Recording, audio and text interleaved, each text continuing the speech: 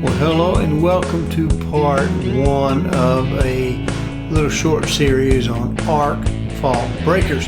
Now in this little study we're going to look at Siemens, only because that's the brand that I have in my little house when we do this little project as it goes. So we're going to look at the arc faults and to some degree the ground faults and dual function breaker requirements that the NEC now requires, because we're doing an upgrade. I'm going to talk about it here in part one as I flash some numbers up that come up and over, and at the end we'll show you a little comparison table. And again, these are just 15s and 20s single poles only. We're not going in beyond that.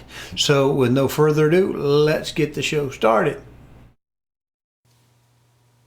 Well, here are the breakers that I have laid out essentially in my panel plan for putting that kitchen in upstairs, and we'll get to a number of circuits. We'll talk about the NEC. We'll go in there and look at the NEC 2020. The latest edition that's out there may not be what you have adopted, may not be what's adopted in my area, but in the state of Tennessee, the Fire Marshal's Office, who's ultimately responsible for the building safety regulations, whether they then allow other jurisdictions to do their own inspections is a different issue. The state sets the minimum, and right now what they have been taking has always been, if you find something in the latest code that's the newest and improved, the best that there is, and so if the newest code clarifies it or makes it better, that we can do it that way. So I actually have building permits out on this. All of my legal regulations that I know of will be followed, and we will be inspected. But speaking with my local inspector before I got started, I asked him about the very expensive arc fault type of breakers, what I would be required to replace. Back in the day, Tennessee said, okay, when this house was built, we're going to do arc faults, but they are a pain in the backside. And so they allowed an exclusion. They said, we will have arc faults in bedrooms on their power receptacles in the bedrooms and nowhere else. That's the way it was for years and years and years. And through the newer and better version, they've slowly expanded it, and we'll talk about some logic fallacies that they are using both in the code and at the government, at the state of Tennessee. We'll look at those in just a minute. But let's go ahead and talk about what the breakers cost. Okay, now if you can find certain ones, they are unique to the panels that they are to be installed in. Else, the first thing your home inspector, your electrical inspector is going to do, he's going to run to your panel, flip that door open, see what brand it is, and look for any unbranded breakers in there or non-matching brands. So if I had a Square D is great, unless I put a Square D breaker in a Siemens panel or a GE panel, in which case they will fail it, say that they're totally inadequate and you can't do it because they weren't made for it.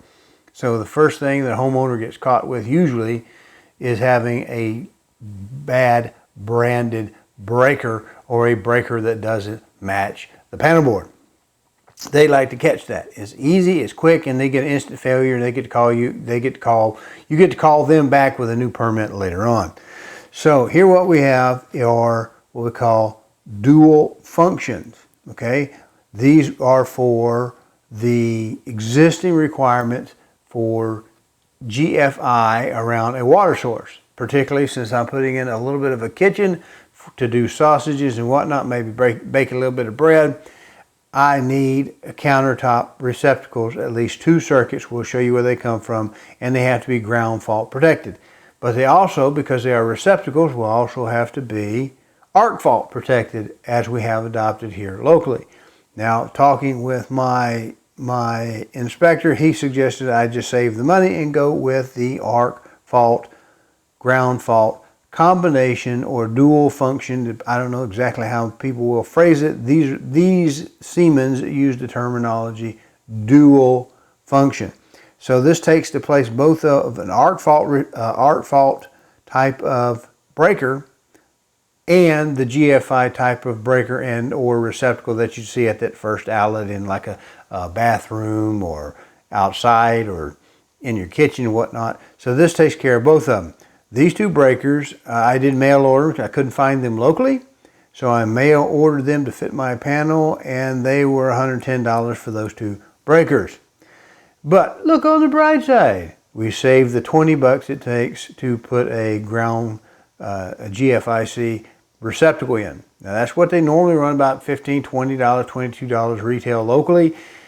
I have seen some at Harbor Freight for much cheaper, and eBay even less than that. However, do not use used equipment in your home. It won't pass inspection. It's against IRC, and also I believe you'll find NEC doesn't like it either, or the NFPA 70, depending on how you want to do it. So what are these? These look like a whole bunch of circuits added into this panel.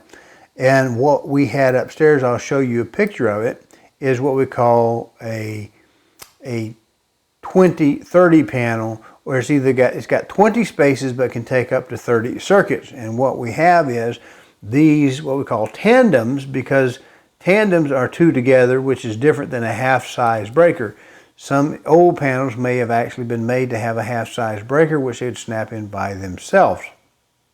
These have to go in tandem or 2-in-1, and they're actually one molded breaker part right here, this thing right here. So it's a tandem breaker, and these breakers can only go in the bottom 5 slots. Here's 2 slots on this one, 2 slots with this one, and 1 remaining slot here. So this is in my 2010 panel, 2030 panel. We can have 20 slots, and the lower 5 on each side, that makes 10, can be double breakers for 20 there. So I can have 10 up top and then a maximum of 20 on the bottom.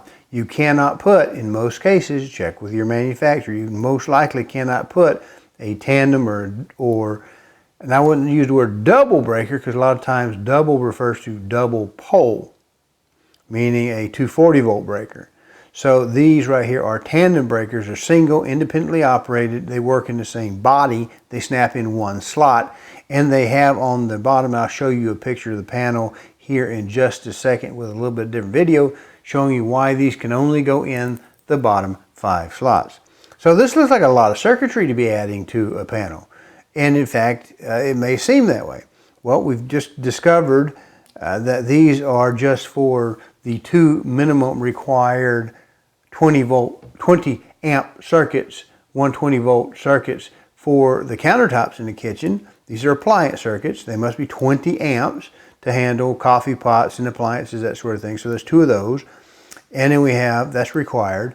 And then we have, these 4 are actually replacement circuits, okay, for existing.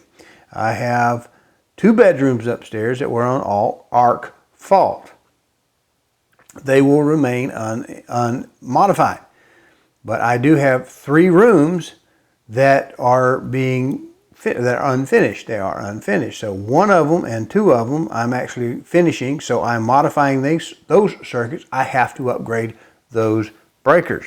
So I use a or a tandem breaker for those 2 circuits for those 2 rooms for the receptacles around the building. The next one is I do have a dual fuel capable range area downstairs, and one of them has a 120 volt control circuit for when it's running gas. Now at the time it was put in, I would dare say to you that it was not a bedroom receptacle and therefore was on a standard breaker. So I am voluntarily upgrading one of those receptacles, and the other one is the 3rd and remaining room that has not been upgraded. So at some point when I upgrade or finish that room, I might as well go ahead and put the breaker in anyway to save the panel space. So I have 1, 2, 3 unfinished rooms, the receptacles for them, and the 120 power for the control panel in the gas range downstairs. Now, over here we have what looks like a very interesting combination of breakers. Well, arc faults are so gosh darn important that we have to have them on everything because we're going to save the world, except for fire alarms and refrigerators.